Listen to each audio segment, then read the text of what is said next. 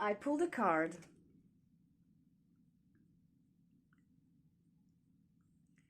and I wasn't going to make a reading or anything.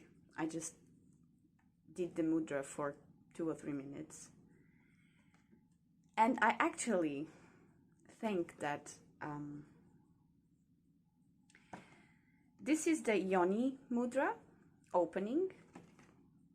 It's related to the feminine awakening, and the focus, the sentence, the affirmation is, I open to the divine feminine within me. And that's very curious because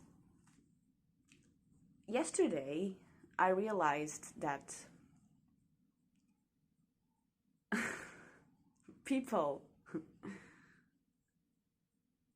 when people are not vibrating high,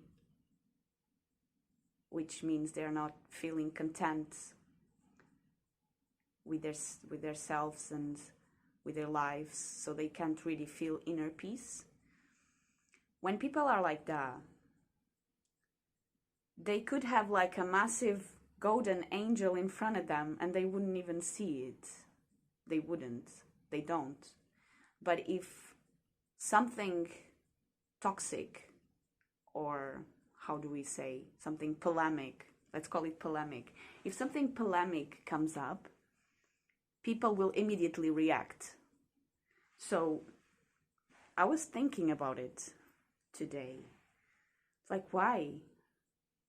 Why are people not open to having one moment of peace with something artistic and inspiring, motivating, with some higher knowledge and some deep intuition? And why? Because they're stressed, but what's the key there? And I just realized it's because people are not open to experiencing what is in front of them.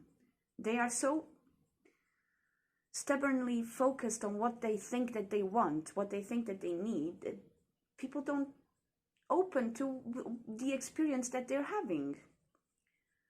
And when I'm saying people, I'm saying myself too, of course. I'm just saying people because I'm just realizing it now, so I'm kind of seeing it from another perspective. But yeah, in general, we're all the same, right? We're all going through the same stuff. And and then I pulled a card, and this one came up, opening divine feminine. I opened to the divine feminine within me. And now that I had some free time, I thought, well, let's do a little reading for people, for us. So it's registered.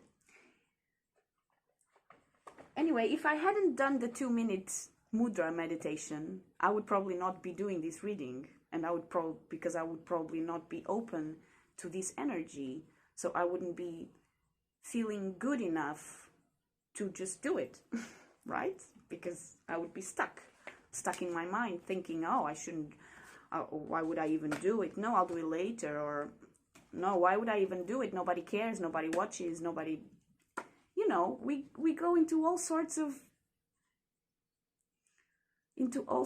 paths.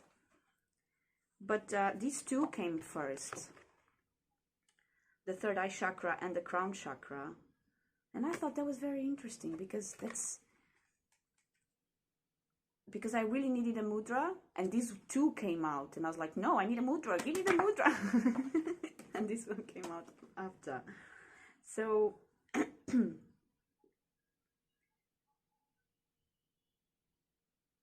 so it's very obvious that human beings are very stubborn. Very stubborn. We are very stubborn. 7 and 6. 13. The wild number.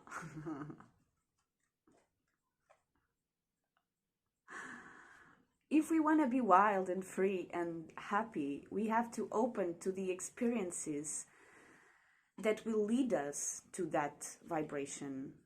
It's like we want to be on top of the ladder, but we don't want to go up the ladder.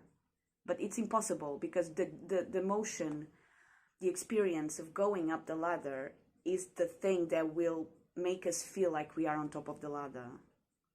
If we are just picked up and put in there, we are going to be like throwing a tantrum because we don't want to be there, because we're not ready to be there, because it's cold and windy and whatever up there, and we don't have the base to feel safe there. So let's do it. So we crossed the, well, these ones are gonna touch, but these ones need to interlace. So just interlace them and then touch, and it goes down like this, and it goes in front of the pelvis. I think this is the pelvis. I'm not sure. I think it is the pelvis. The pelvis, the one that we use to dance, isn't it? Our pelvis. It's a really important stuff. Our pelvis, actually. We got these muscles here that connect our hips, and in our hips resides a very important thing.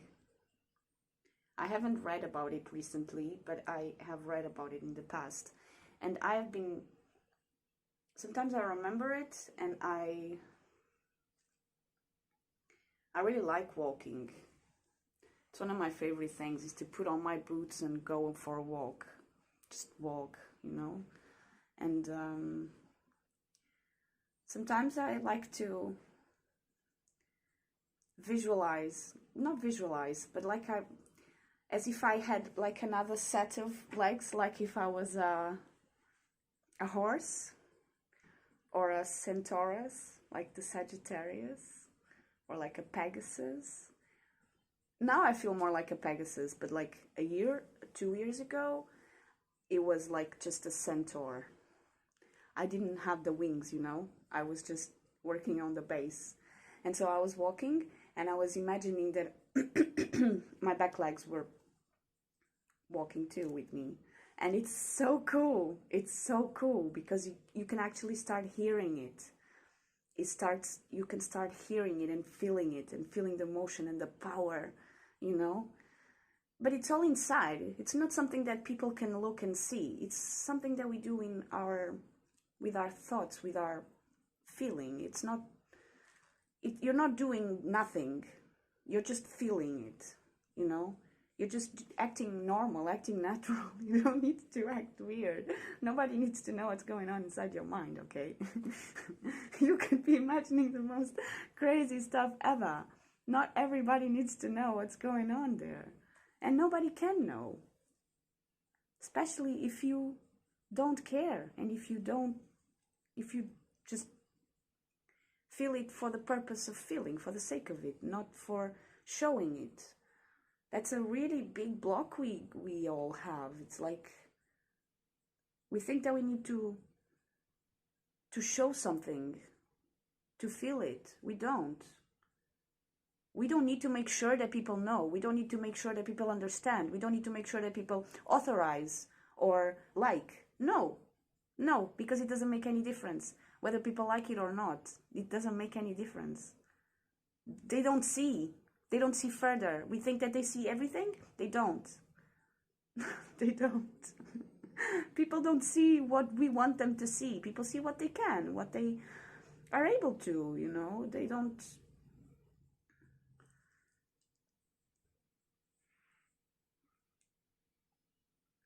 We worry too much. We worry too much. That's an imbalance. That's an imbalance that we have in some chakra, or I don't know. But I mean, we worry so much that we usually, when we're not feeling like extremely good, we have a tendency to act like we are sad. And I have come to the conclusion that sad is the mask.